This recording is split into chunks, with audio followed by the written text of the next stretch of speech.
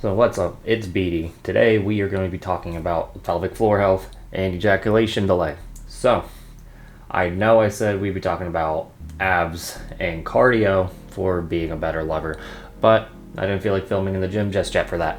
If you like this video, like it. If you like what I do, subscribe. I sell male enhancement aids at Peak Male Physique, and I have a Patreon if you want to support the cause. So today we're going to be talking about a place most guys don't like to talk about, and that is the perineum, otherwise known as the taint or the gooch.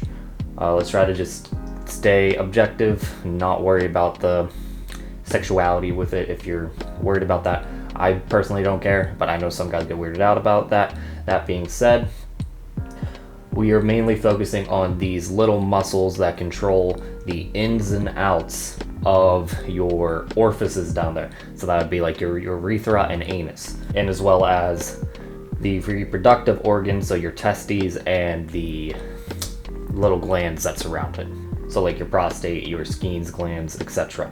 Now these are very small skeletal muscles, but they can be trained the same way we train, bicep and tricep, because they contract. However, this muscle-mind connection is very weak, and it's mostly controlled subconsciously through the pudendal nerve with the erection response and when you urinate and stuff like that. But with a little bit of practice, you can learn to have pretty decent control over them. The two muscles that we're going to be talking about is the bulbospongiosum, and that cradles the internal shaft, and that kind of acts like a squeeze, though cause urine and ejaculate to come out the tip. This way it stays clean, so when you cut your stream off while you're peeing, that's the muscle you are flexing. Now, the iliocavernous muscle is one of those muscles you really can't control.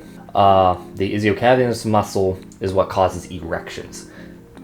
You start getting aroused, your pudendal nerves receive a signal from your brain to constrict that muscle, and that muscle is what causes compression of the dorsal vein, which runs along the top of the penis, and that's what causes your penis to fill with blood, because more blood's entering than it is let out. However, if this muscle becomes strained, it can not let any blood in, because it just tightens up around the entire thing. This can lead to what we call hard flaccid. Now there are a few other causes of hard flaccid, such as nerve injury, but that's going to be more from spinal compression from heavy lifting rather than what we do, which is pull on our penis to make it longer through penis enlargement. Now you can piss off this nerve if you stretch it too hard, but the practices that we teach on r/getting bigger really don't go that far. So just keep that in mind. You can really piss it off with dynamic movements, so that's why we don't teach side-to-side stretches. Quick tangent, side-to-side stretches suck if you look at it mechanically, because they put pressure on the iliocavernous muscle, which then can strain, which then means you won't be able to get erect, which also means you're going to be limiting blood flow to the penis, making your flaccid appear smaller. I don't think any guy wants that unless they're into that kind of humiliation. Not judging, just stating some facts. So basically, for long-term endurance and health, you need to have control over this muscle group. We're going to talk about Kegels and reverse Kegels. Kegels is just a way to say you are contracting your pelvic floor. Now, reverse Kegels is the opposite. We're just relaxing the pelvic floor. So like I said before, if you've ever stopped midstream when you're taking a piss, that's a Kegel. And then the opposite is when you're trying to push the urine out or trying to excrete some feces. But since those muscles are pretty linked integrated together in the brain, because it's controlled by the same nerves, you're going to be doing the same kind of flexes at the same time. Eventually you can learn to separate it a bit, but again, it's a little difficult. If you can't feel that control, like when you Kegel, you should feel like a tiny little flex. And when you relax, you should feel a bit of outwards pressure. If you can't feel either, that's either a sign of that you have a tight pelvic floor or just pelvic floor strain in general, pelvic floor dysfunction. I'm going to show you a few stretches that we can do to get your pelvic floor to relax more than it already is, so you can continue to train it to relax on command. And then you can train it to contract on command as well. Now, disclaimer, I've never had to do these, but I'm a bit of a mobility freak in the gym. I open up my pelvic girdle during squats and stuff before every leg day. And I went through this on my Better Lover Leg series. There's a bit of overlap there, but for this, I am showing you the better ways, at least for my body, to hit the pelvic floor. Because if you stick to like these strict yoga stances, there's a good chance, depending on how you're built, that you're not going to feel it in the same way you should for targeting the pelvic floor. Mainly my issues were that I have a big rib cage and then huge thighs, so I can't get into the same stretch muscle lengths to cause the muscles of my legs to put pressure on my pelvic floor. Again, it's just tiny little tweaks, and I'll talk about that when I get to it. So first, the child's pose. You want to have the top of your feet flat to the floor. Then you want to have your knees in line with your feet, so your knees should be in normal relation to your hips when standing, so in line. But if you have large hamstrings, you probably want them to be slightly wider than that, so that way your butt can go back farther when you do this. So push back on your feet so your butt goes over your feet, and then with your arms out, push the stretch back more, so you're causing more feeling in the hamstrings. Now, this is going to put a good stretch on your lower back. If you have a tight lower back, that's going to be your limiting factor, like me. So you can also put your hands to the side, and then that just puts more passive weight directly down onto the pelvic floor, causing it to relax. Now, the important thing is that during this, I was trying to reverse Kegel the entire time. So I was focusing on getting my pelvic floor to stretch and relax. You'll have a better connection to the. So an important thing to note is that I was doing reverse Kegels the entire time I was doing this stretch.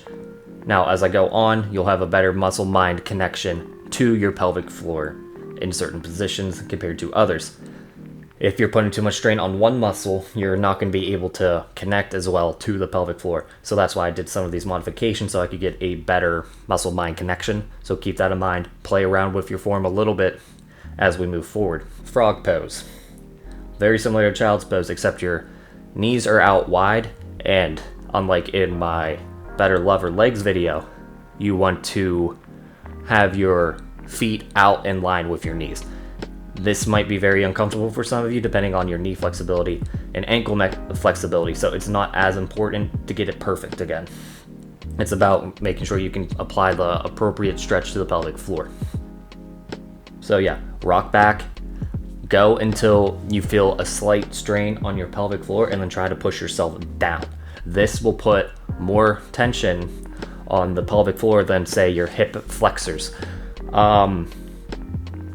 That's not exactly what we want for like mobility in the gym, but for this purpose, we want to focus on opening up those tiny little muscles. Again, reverse Kegel the entire time. Knees to chest.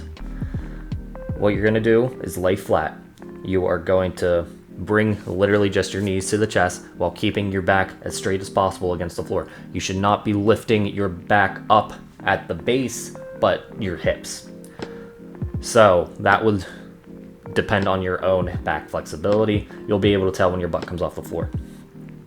It should be slightly off the floor, but not like rolling back like an egg almost. Wider set guys, so either big rib cage or big gut, are going to have to almost cannonball more than pull your leg straight up. So you want to go out to the side, and that will give you a better connection to the pelvic floor as you reverse Kegel. This is the modified bridge. I did not come up with it, all I did was adapt it. Basically, you want something thinner than I have in this demonstration, but it works in a pinch. You lay yourself across it, you bring your hips down and push into the back a bit. This will open up the pelvic girdle, and then you want to relax and overextend your back, using that weight to kind of counterbalance yourself. Then, with your legs wide set, you want to focus on the pelvic floor and just relax it. It's easier said than done. Once you get better mind-muscle connection, it'll be easier. I felt this one the most because I wasn't putting a lot of strain on my hip abductors, so I wasn't focused on my balance so much as just the stretch.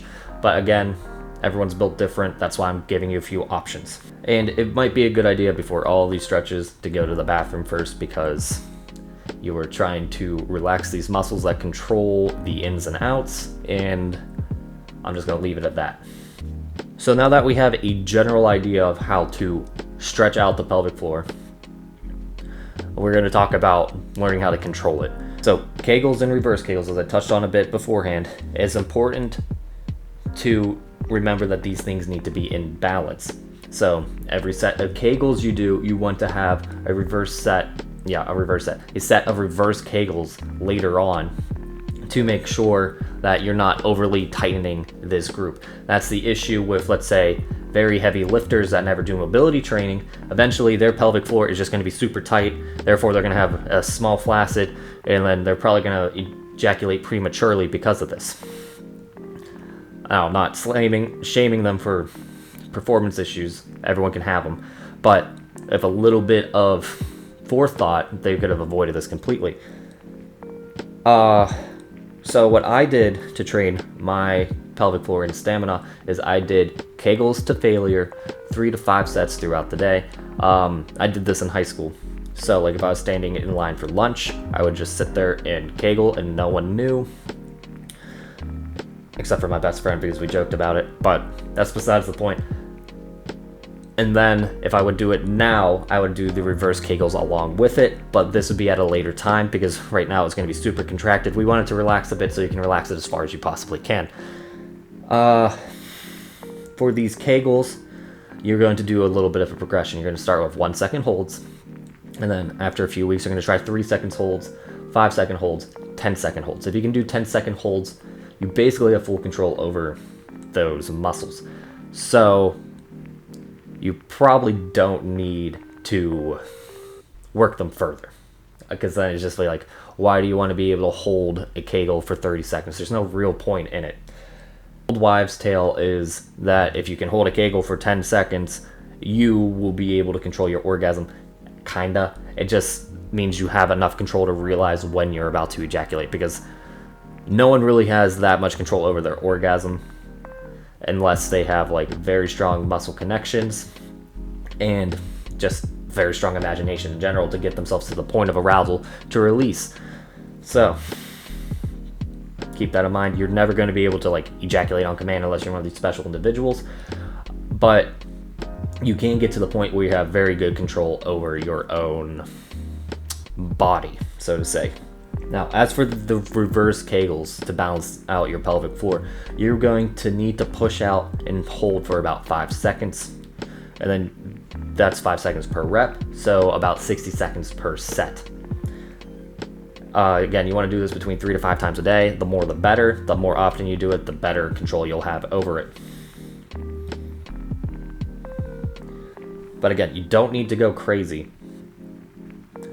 But again, you get in what you put out. So to last longer, there's a few things you need to do. 1, build up the time it takes for you to reach the point of no return.